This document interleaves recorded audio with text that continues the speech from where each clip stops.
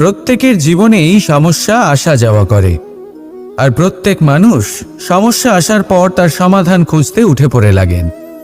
কিন্তু যখনই সমস্যার সমাধান হয়ে যায়, আমরা সুপ্রসন্ন হয়ে যাই এবং অসাবধানও হয়ে যাই। আমাদের মনে হয় যে আমরা সম্পূর্ণরূপে সমস্যার অন্ত করেছি, কিন্তু কোথাও না কোথাও একটা ছোট্ট বীজ রয়েই যায়, আর সেই বীজ আমাদের অসাবধানতার ছত্রছায়ায় বড় হতে থাকে, আর তারপর মহা সংকট হয়ে আবার আমাদের উপর আক্রমণ করে।